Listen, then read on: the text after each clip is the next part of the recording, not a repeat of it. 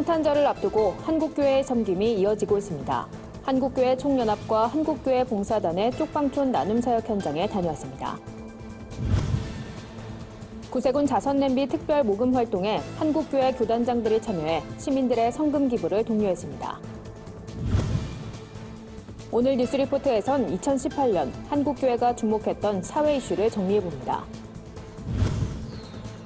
올 한 해를 떠들썩하게 했던 이단 관련 3대 이슈를 짚어봤습니다. 예장합동 동서울노회가 사랑의 교회에 임시 당회장을 파송하기로 결의했습니다. LG U+가 5G 서비스를 통해 통신시장을 주도하겠다는 뜻을 밝혔습니다.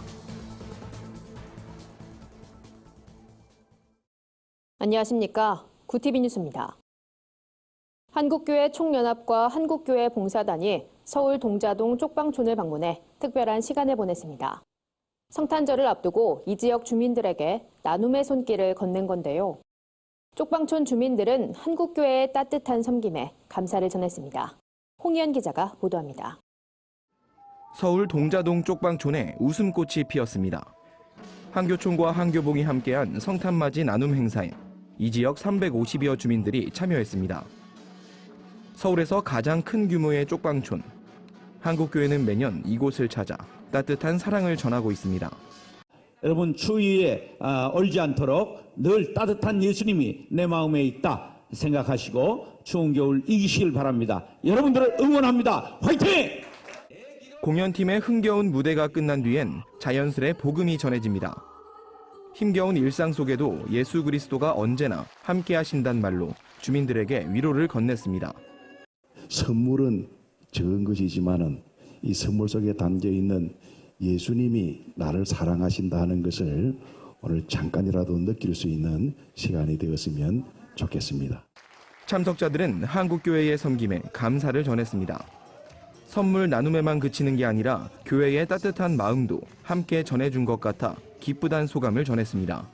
마음속으로 감사를 드려야 되겠고 모든 분들이 다 이렇게 고맙게 생각하고 이렇게 많은 좋은 선물을 주셔서 참으로 감사를 드립니다. 이곳 동자동엔 현재 1000여 명의 주민들이 거주하고 있습니다. 대부분 50대 이상 중장년층이 혼자 거주하는 1인 가구입니다. 외로운 삶을 살아가는 쪽방촌 주민들. 성탄을 맞아 진행된 한국교회의 작은 섬김이 이들에겐 큰 위로를 주고 있습니다. 구티비 뉴스 홍의연입니다. 구세군 자선냄비 특별 모금 캠페인에 한국교회가 적극 동참하고 있습니다. 이번 캠페인에 참여한 교단장들은 많은 시민들이 따뜻한 나눔 사역에 함께해줄 것을 독려했습니다. 구세군 자선냄비 사역의 일환으로 지난 13일부터 진행된 나부터 이웃사랑 자선냄비 캠페인은 기아성, 감리회 등 교단장들이 모금 봉사에 참여하고 있습니다. 이날 모금 봉사자로 나선 기아성 이영훈 대표 총회장은 사랑은 나눌수록 커진다며 지금까지 받았던 사랑을 많은 사람들에게 나눠줘야 한다고 강조했습니다. 이어 마음을 나눌 때 진정한 크리스마스의 계절이 될 것이라며 귀한 사랑의 대열에 한마음으로 동참해달라고 당부했습니다. 구세군 김필수 사령관은 성탄절을 앞두고 귀한 시간이 마련돼 감사하다며 아름다운 마음들을 잘 모아서 어려운 이웃들에게 골고루 전달하겠다고 말했습니다. 한편 구세군 자선냄비 모금 사역은 오는 31일까지 전국에서 전개됩니다.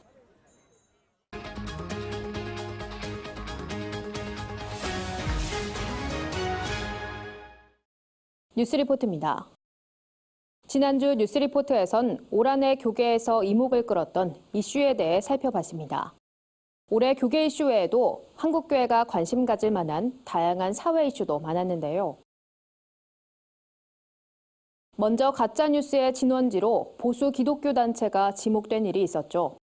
진위 여부를 떠나 기독교 단체가 논란의 중심에 서면서 교계에선 물론 사회에서도 파장이 일었습니다. 그런가 하면 현재 진행 중인 논란도 있습니다. 바로 특정 종교에 대한 특혜라며 한국교회가 지속적으로 우려의 목소리를 내왔던 양심적 병역 거부인데요. 올해 대법원이 양심적 병역 거부를 인정하긴 했는데 국민이 납득할 만한 뚜렷한 대체 방안이 나오지 않은 상태입니다. 2018년 한 해 한국교회가 주목했던 사회 이슈를 정리해봤습니다. 오현근 기자입니다.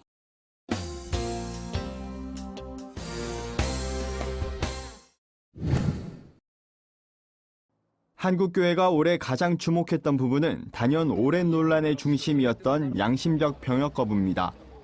헌법재판소의 불합치 결정으로 병역 이행을 강하게 거부했던 사람들은 이제 대체 복무제를 통해 병역 의무를 이행할 수 있게 됐습니다. 그럼에도 양심을 판단하는 기준과 헌법상 기본권이 충돌하면서 팽팽한 찬반 논란은 아직도 계속되고 있는 상황입니다.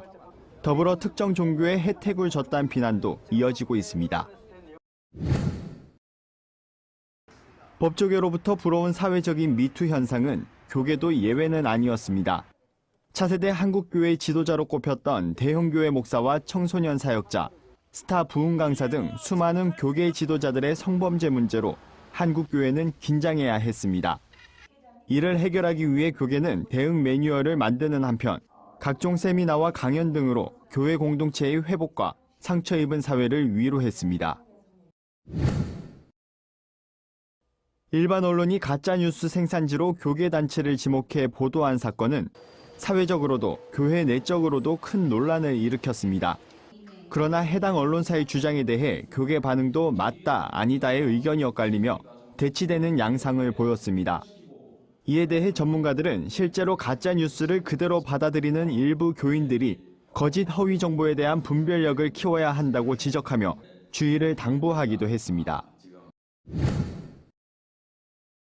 예멘 난민 수용에 대한 찬반 논란은 인도주의적 차원에서 허용해야 된다는 의견과 대규모 난민 유입으로 인한 혼란으로부터 국민을 보호해야 된다는 의견이 팽팽히 맞서왔습니다. 최근 소수의 난민이 정부의 공식 인정을 받으면서 반대 진영의 목소리가 거센 상황입니다. 이에 대해 교회에선 과도한 오해에서 벗어나 선교적 관점으로 난민 보호에 앞장서야 한다는 목소리도 나오고 있습니다. 교계의 큰 우려를 낳은 국가인권정책 기본계획은 법무부가 수립해 국무회의를 통과하며 큰 논란이 됐습니다. 기본계획안은 차별금지법과 성평등 정책 등이 포함되면서 교계에서 입법 추진을 강력히 반대해왔습니다. 대표적으로 동성애 동성혼 개헌 반대 국민연합 등 반대를 주장하는 단체들은 기본계획안이 실행된 후 발생하는 사안을 막는 일에 앞장서겠다는 방침을 발표한 바 있습니다. 한국교회가 대사회적으로 논란의 중심에 있었다는 사실은 그만큼 교계가 사회의 기대만큼 정화돼야 한다는 자성의 목소리로도 사회 문제에 관심을 갖고 해결에 적극 나섰다는 모습으로도 볼 수 있습니다. 다가올 2019년엔 논란보다 희망의 역할을 할 수 있길 기대해봅니다. 구티비 뉴스 오현근입니다. 올해 교계와 사회가 주목했던 이슈에 대해 살펴봤는데요.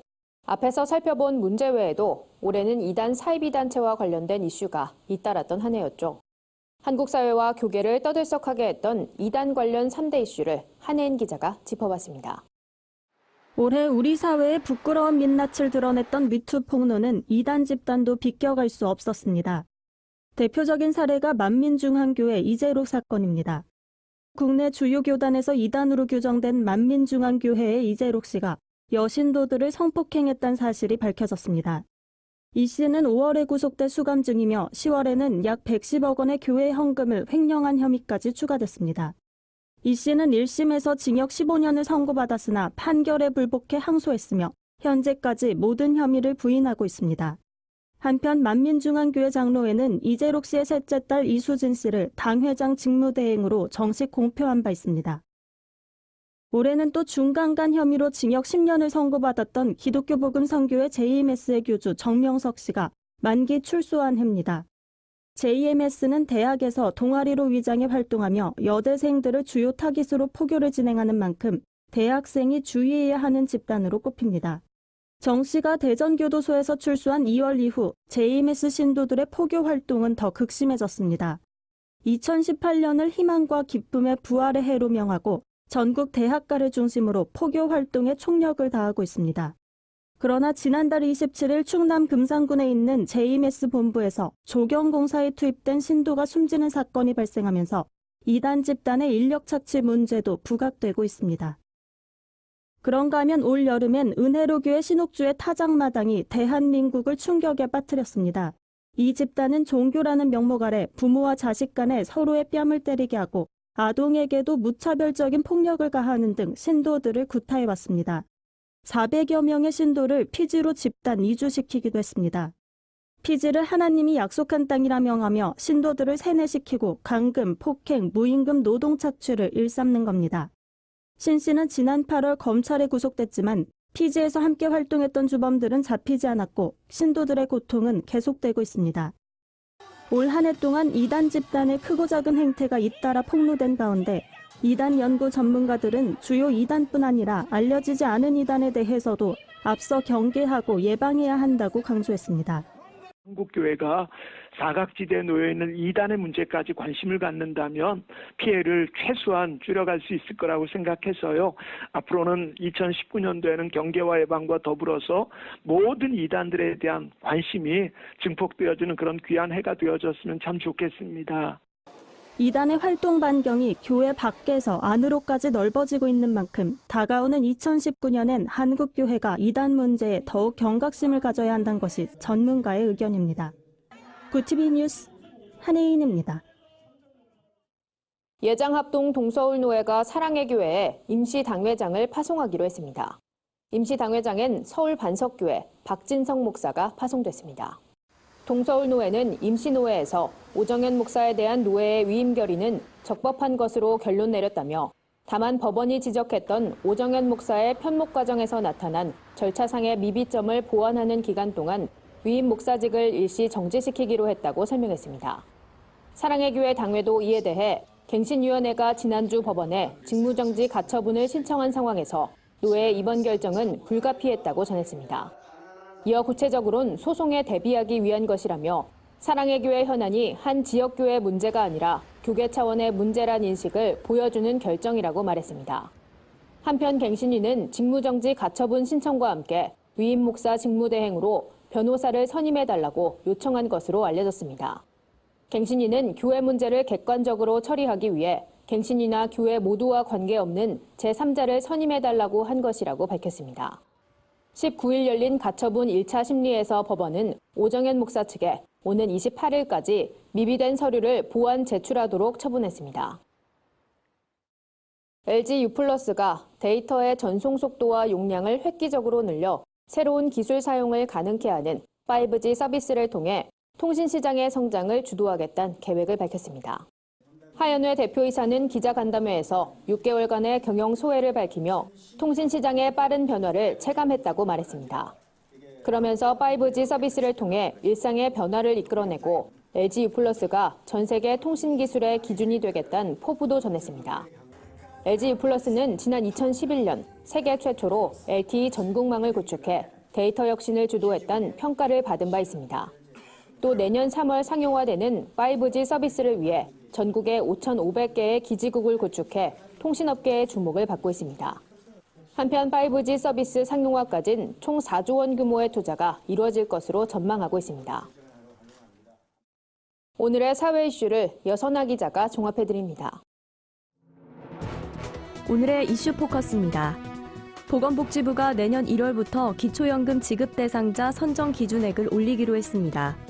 최저임금 인상을 반영하고 수급자를 확대하기 위한 조치입니다. 노인 단독 가구는 131만 원에서 137만 원으로, 부부 가구는 209만 6천 원에서 219만 2천 원으로 상향 조정됩니다. 추운 겨울 마음을 녹이는 따뜻한 소식이 들려와 눈길을 끕니다. 경남 사회복지 공동모금회에 익명의 기부천사가 등장한 겁니다. 돈봉투와 함께 편지를 두고 간 기부자는 편지를 통해 예수님의 가르침을 흉내라도 내고자 한다며 병원비가 절실한 가정과 중증 장애 아동들을 위해 쓰이길 바란다고 전했습니다. 기부한 금액은 총 5,500여만 원에 달했습니다. 문화체육관광부 국민소통실이 온라인 커뮤니티 게시물을 분석해 세대별 관심사를 발표했습니다. 2030 세대는 취업, 3040 세대는 부동산, 엄마 세대는 육아, 5060 세대는 건강 등 차이점을 보였지만 나이와 돈, 시간은 공통의 고민거리로 꼽혔습니다. 평균 수명이 길어지면서 취업과 출산, 노후 등 나이에 맞춰 부여되는 역할에 대해 고민하는 시기가 늦춰지는 현상을 보였습니다. 구티비 뉴스 여선아입니다. 주요 단신입니다. 총신대 재단 이사회가 내년 1월 중 총장 후보자를 공개 모집하고 2월 중 총장을 선임하기로 했습니다. 이사회는 총장 후보자 응모 자격을 합동 세례교인, 박사학위 소지자, 만 67세 이하, 정교수 또는 정교수로 퇴직한 자, 목사 안수 후 25년 경과한 자로 정했습니다. 다일 공동체가 25일 노숙인과 무이탁 노인 등 우리 사회 소외된 이웃과 함께 거리 성탄 예배를 진행합니다. 예배엔 정교계 인사를 비롯해 사회 공헌을 실천하는 기업 등이 참여합니다. 예배와 함께 월동 키트와 방한복을 2,500여 명의 이웃들에게 나누는 시간도 진행됩니다. 성공회와 정의평화사재단, 지역교회가 성탄절 당일 연합감사 성찬례를 드립니다. 주최 측은 9.19 고시원 화재로 수많은 피해자들이 그들의 이름이 아닌 고시원 사람들과 같은 장소로 기억되고 있다며 이름 잃은 이들을 기억하기 위한 행사라고 설명했습니다. 프로농구 전주 KCC 출신의 이양범 대표가 크리스천 농구대회를 엽니다. 오는 22일 경양교회 체육관에서 열리는 이번 대회엔 6개 교회 농구팀이 출전할 예정이며 대회에 앞서 크리스천 연예인들의 다양한 무대도 꾸며질 예정입니다. 이상으로 뉴스를 마칩니다. 구티비 뉴스는 인터넷 신문, 데일리 굿뉴스를 통해서도 보실 수 있습니다. 시청해주신 여러분 고맙습니다.